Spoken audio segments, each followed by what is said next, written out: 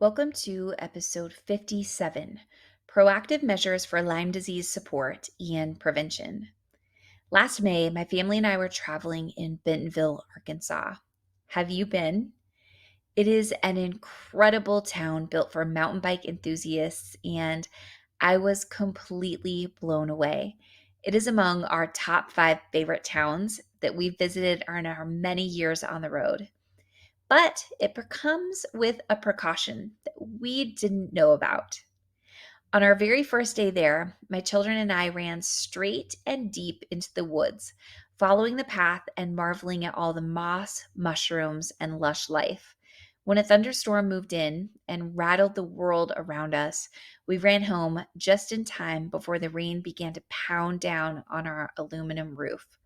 We huddled up together for a cozy and nourishing meal of lentil soup, and my sweet Rummy, who was 5 at the time, was sitting to my left. He said, "Oh, Mama, what is that? I thought it was a lentil. It was stuck to the back of my ear." I looked down to see a tick running away from the spot Rummy had just thrown it. I quickly did a thorough tick check on myself and all 4 of my children and found 5 more ticks. Throughout our stay in Bentonville, I performed multiple checks every day and found many more ticks. This was our very first encounter with ticks, and it completely freaked me out. I shared our experience and my anxiety around Lyme disease on my Instagram stories, and it resonated with thousands of women and mothers. Like with everything, when I get anxious that my family's health could possibly be compromised, I obsessed with learning everything I possibly could about ticks and Lyme disease until I felt educated enough to support us through it and ensure we were healthy and safe. This episode consolidates everything I learned, what we did to ensure we didn't contract Lyme disease, and tips that many generous women shared with me on Instagram. This topic is timely as we enter the summer months and the influx of tick infestation is on the rise worldwide. In this episode, I hope to raise awareness and empower you with information not only on ticks and Lyme disease, but also on the missing connection that most people overlook when it comes to tick related concerns. This conversation will shed light on the basics of what you need to know regarding ticks, the link between ticks and Lyme disease, and the significant role our gut microbiome plays in the development and progression of this debilitating illness. Lyme disease is primarily transmitted by black-legged ticks in North America and by a closely relatable species in Europe. You can Google the black-legged ticks in North America or Europe to get a visual of what these ticks look like. These ticks become infected when they feed on infected animals, typically small mammals like mice and squirrels. Not all black-legged ticks are infected with the bacteria Borrelia burgdorferi, the bacteria that causes Lyme disease. The prevalence of infected ticks can vary based on geographic location and other factors, and in some regions the infection rate is much higher than others. But you can just Google this episode comes with Googling. Google black-legged ticks and Google the infection rate in your area. Ticks go through different stages of their life cycle, including larva, nymph, and adult. Larva ticks are typically not infected with Lyme disease because they acquire the bacteria by feeding on infected animals during their nymph stage. Nymphs, which are smaller than adults and more difficult to detect because they are smaller, pose a higher risk of transmitting Lyme disease to humans due to their feeding patterns, again, their size, and their higher infection rate.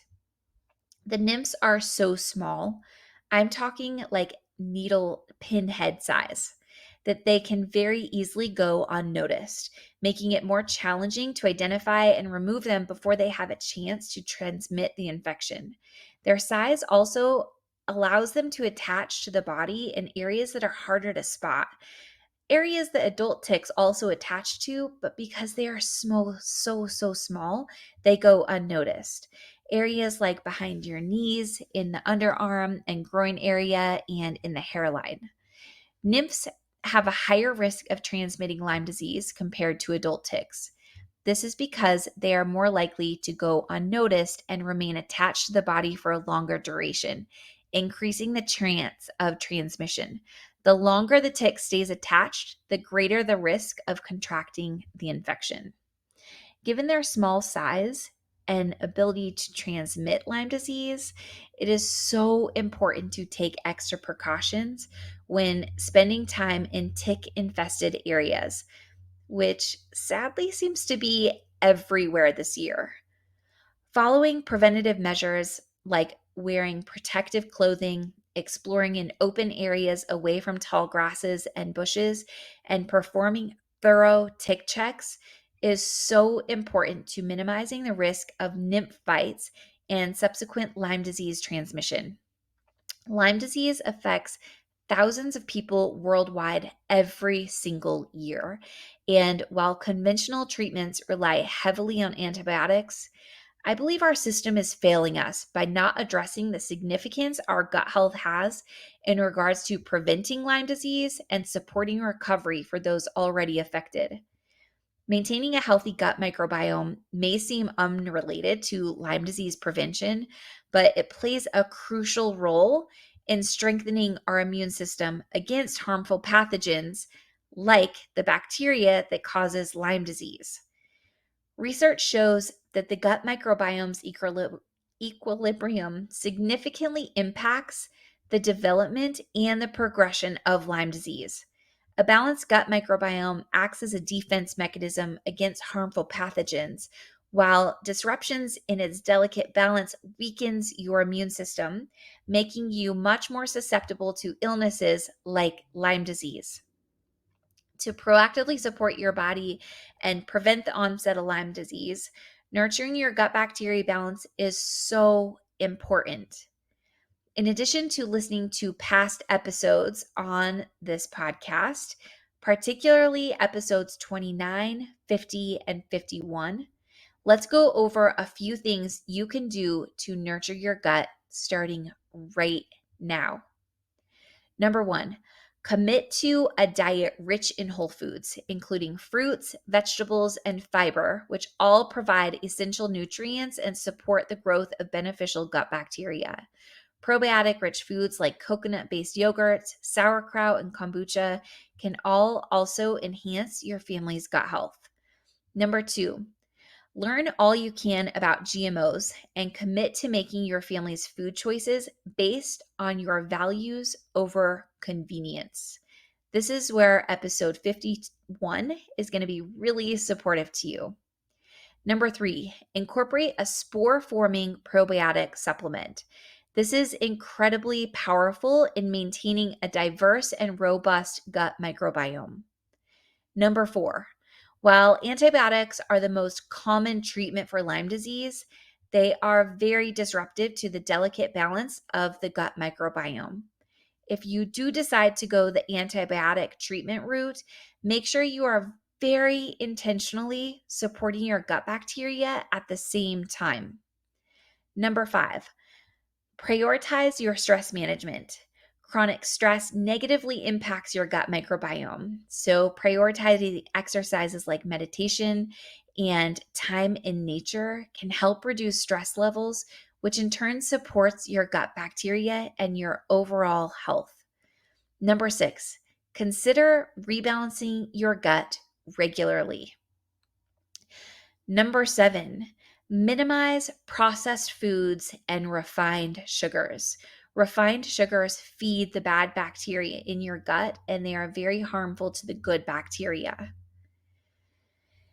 When we had our encounter with ticks in Bentonville, I dug deep, learning everything we could do to prevent the onset of Lyme disease.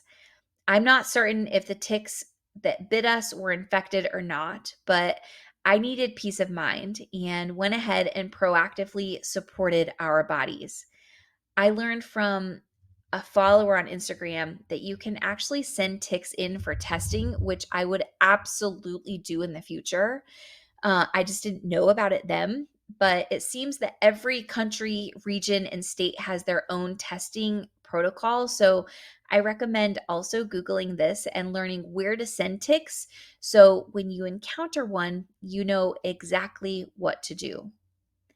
Anyway, I was absolutely delighted in my research to learn that silver is the number one recommended alternative supplement for antibiotics when it comes to treating Lyme disease. Of course, it is. I wasn't surprised, but I was absolutely delighted because silver is part of my family's everyday health and well being. So I gave my whole family double doses of cleanse every day we were in Bentonville and for 10 days following the last tick encounter we had. I also applied Relieve topical gel to every spot that the ticks were in contact with us. Cleanse and Relieve are alkaline structured silvers designed to kill harmful bacteria, yeast, mold, and parasites from the body. Cleanse is a liquid that you drink, while Relieve is a topical gel. And these two are hands down what gave me peace of mind when we were in Bentonville. And even today, even finding the ticks at our home, I feel that I have a first line of defense. I am proactively providing my family with something every single day that is protecting us. I have heard from so many that ticks are absolutely rampant this year, and I've personally seen the infestation. I have never seen a tick at our home in Montana, and before we left in our bus a few weeks ago, we saw not one, but two in a single afternoon. Luckily, they were just crawling across the floor, but this was a huge indication to me that we all need to be educated and prepared. Remember, nymphs can bite and infect you without you even knowing they were there. This is another reason our family takes a small dose of cleanse every single day because it helps protect us even when we don't know we need it. And not just for Lyme disease, but mold exposure, other bacterial infections, parasites, and yeast. The last thing to mention about cleanse is that it is one of the gut balancing supplements in my shop, meaning that it not only kills the bacteria that causes Lyme disease, among many others, it helps nurture your gut health and balance. So it is all working together for your body. Cleanse does not disrupt the good bacteria in your gut. Now, I want to share a few tips with you that very generous and kind women shared with me on Instagram. Apply tea tree oil to any tick bite as quickly as possible. Get a good probiotic and eat fermented foods. Nourish Probiotic in my shop is a really great option here. Many people shared that many Western doctors don't even acknowledge Lyme disease. If you suspect you have it, listen to your intuition and don't give up until you find the support you deserve. Also, many people shared that blood tests are only 50% accurate. So it's important to find a naturopath who does energy and muscle testing. And again, don't give up until you find the answers and the support that you intuitively know you need. Many people said to take daily apple cider vinegar shots as they are really powerful in the first 10 days of being bitten. I was amazed by the number of women who swore by bee venom therapy. All of these things, you may want to do your own Google searches. I'm just sharing them because they were incredibly supportive to me when my family was affected by the ticks. Everyone talked about how important it is to be on top of Lyme disease right from the get go. Some people get the bullseye rash, but not everyone does. This shouldn't be your sign of whether you have Lyme disease or not. Don't wait. Treat every tick bite like you have Lyme disease. Jump on it immediately and proactively support your body. Like everything, awareness, education, and taking proactive measures to protect your family is the absolute most powerful thing you can do. Thank you so much for joining me today. I will be back next week.